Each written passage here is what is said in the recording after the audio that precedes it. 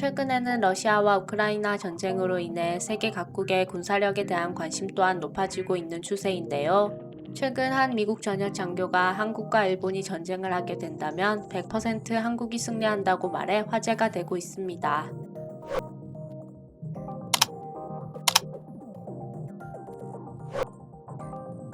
자신은 주한미군과 주일미군 모두에서 거의 20년 가까이 근무를 한 경력이 있어 양국의 전력에 대해 가장 확실히 알고 있는 전 주한미군 장교라고 소개한 그는 먼저 세계 전체 군사력 순위에서 6위를 할 정도로 엄청나게 강력한 한국의 군사력에 대해 언급했는데요.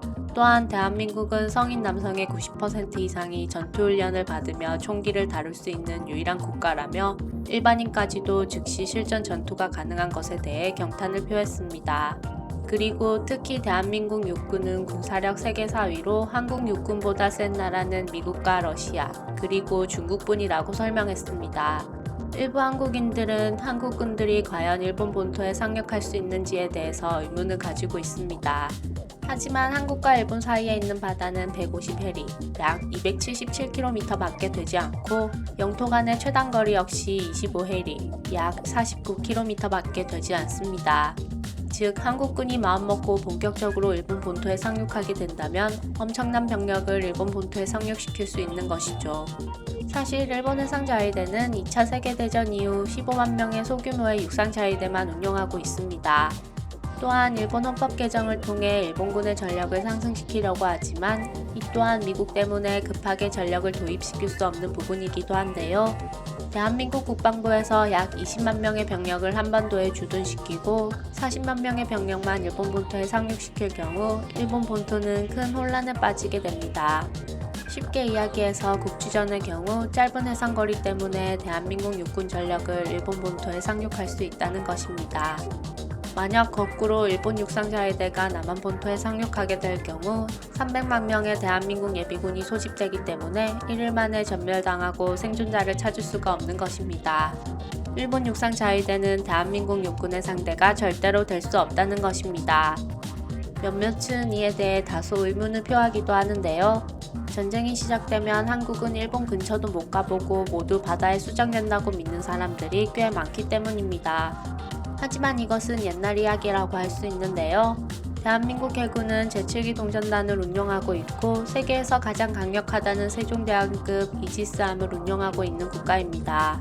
또한 대한민국 해군은 정부 차원에서 지속적으로 해군력에 군비를 투자하고 있는 실정입니다.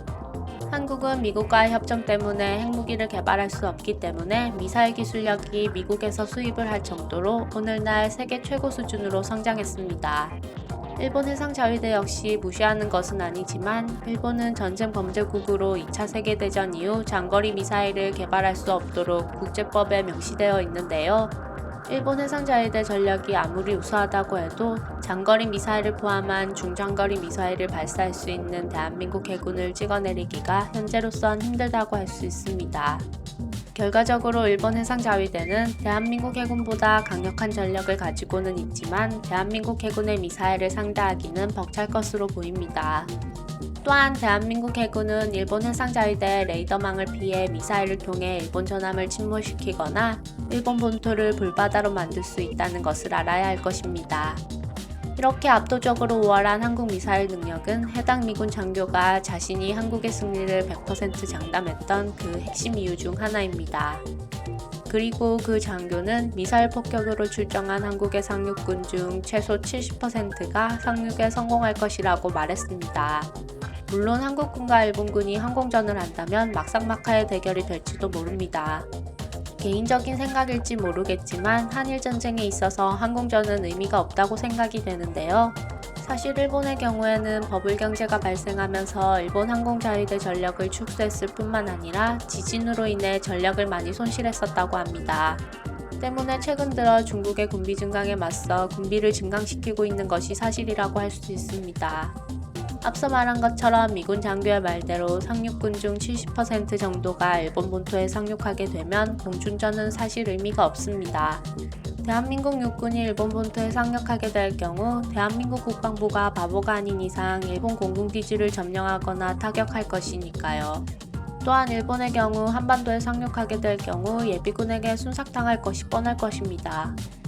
해당 미군 장교는 한국인들은 지나치게 일본을 가대평가하고 있는데 일본이라는 나라나 일본의 전투력을 실제보다 필요 이상으로 대단하게 여기는 조금 이상한 경향이 있다고 지적하며 그건 패배주의의 산물이라고 일침했습니다. 대한민국은 1953년 한국전쟁 휴전 이후 60년이 넘는 기간 동안 전쟁을 준비한 국가입니다.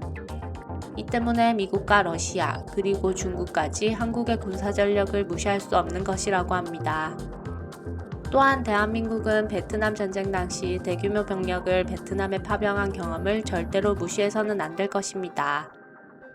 대한민국은 우리가 생각하는 것보다 훨씬 더 강력한 모양입니다.